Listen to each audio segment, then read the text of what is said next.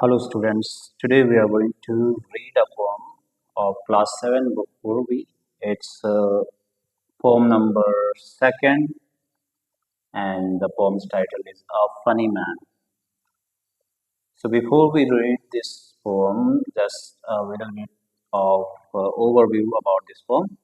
ये जो poem है ये है एक फनी व्यक्ति के बारे में जो थोड़ा सा अजीब किस्म के कपड़े पहनता है और जैसे कि आप पिक्चर में देख ही पा रहे हैं कि उसने जो है हैट्स को जूतों की जगह पहना है और जूते को अपने हैट की जगह जहाँ हम कैप पहनते हैं जिस सिर में हम टोपी पहनते हैं वहाँ पर उसने अपना जूता लगा रखा है। तो इस फनी कैरेक्टर के बारे में ये पोम है और so let's start this pome. One day a funny kind of man came walking down the street. He wore a shoe upon his head and hats upon his feet. एक दिन की बात है कि एक बहुत ही फनी किस्म का आदमी, बहुत ही अजीब दिखने वाला व्यक्ति गली में आता है, जिस गली में जो कोर्ट है वो रहते हैं, वहाँ पे आता है चलता हुआ। और ये जो स्पीकर है वो क्या देखते हैं कि उसने जो हैट है वो अपने पैरों में पहने हैं, दो हैट्स, और जो उसके जूते हैं एक जूता उसके सर पे है। तो इस प्रकार वो दिखते हैं। He raised the shoe and smiled at me. His manners were polite, but never had I seen before such a funny sounding sight. तो वो अपने जो शू है उसको रेज करता है, उसे निकालता है, हाथ में पकड़ता है और उसके बाद वो स्पीकर की तरफ देखते हुए थोड़ा सा स्माइल करता है। रिस्पेक्ट में वो ऐसा करता है जैसे कि हम हैट्स ऑफ करते हैं जब किसी कोई बड़े सामने हमारे होते हैं या जिसको हम रिस्पेक्ट देते हैं। रिस्पेक्ट की का जो साइन है, उसका जो प्रतीक है, हम उस केस में हम क्या करते हैं कि अपना जो हैट है या कैप है उसको ऑफ करते हैं, हैट्स ऑफ करते हैं, है ना। तो वो एक पहचान है रिस्पेक्ट का या आदर या सम्मान का। तो वैसा ही ये व्यक्ति भी करता है, लेकिन इसके सिर में जूते हैं, उसे वो उस जूता है उस जूता को निकालता है अपने हाथ में। हिज मैनर्स वर पोलाइट। तो ये जो स्पीकर है उनको ये देख करके वो समझ जाते हैं कि ये जो व्यक्ति है काफ़ी पोलाइट व्यक्ति है, शिष्टाचार है, काफ़ी नम्र किस्म का व्यक्ति है। But never had I seen before such a funny sounding site. लेकिन ये जो स्पीकर है वो ये देख करके अचंभा रह जाते हैं, हैरान रह जाते हैं कि इस तरह का व्यक्ति कभी उन्होंने पहले ज़िंदगी में अपने नहीं देखा था। ऐसा कोई दृश्य उन्होंने अपनी ज़िंदगी में नहीं देखा था। साइट मीन्स नज़ारा या दृश्य।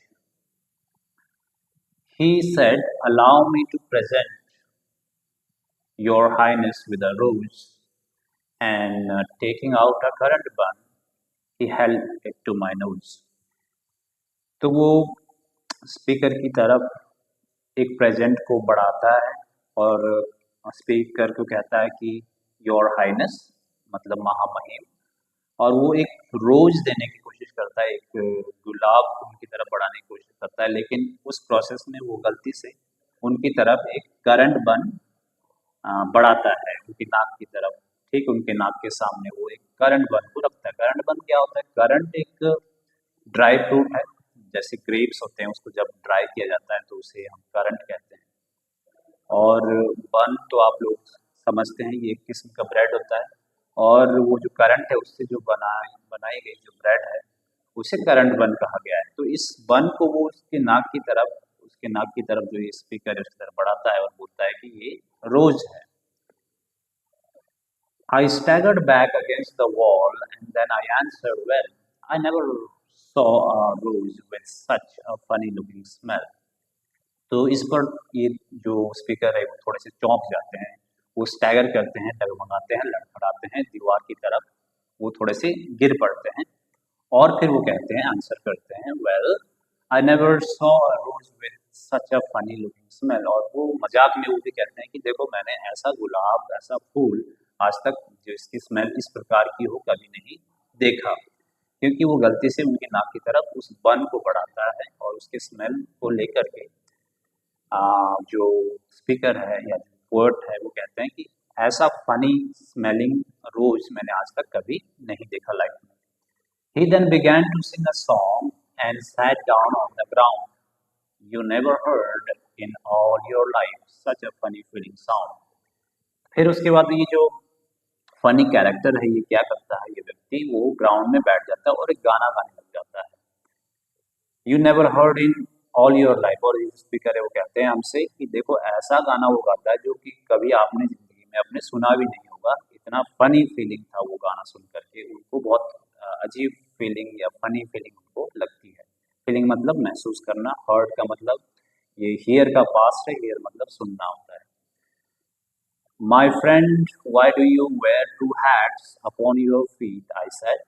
He turned the other way about and hopped home on his head. तो ये पूछते हैं उस फनी व्यक्ति से कि देखो मेरे फ्रेंड, उनको फ्रेंड बुलाते हैं उस व्यक्ति को और बोलते हैं कि तुम ये जो हैट्स है उसको क्यों पहनते हो अपने जूतों की जगह, अपने पैरों में क्यों पहनते हो। तो इस पर वो जो व्यक्ति है, वो जो फनी व्यक्ति है, फनी कैरेक्टर है, वो कुछ नहीं कहता है, वो वापस मुड़ जाता है। टर्न, वो मुड़ता है बैक और वहां से अपने रास्ते चल पड़ता है कूदते हुए, ठीक है, वो वहां से जंप करते हुए। हॉप का मतलब होता है जंप करना, और अपने घर की ओर चला जाता है। So this is all about this pome.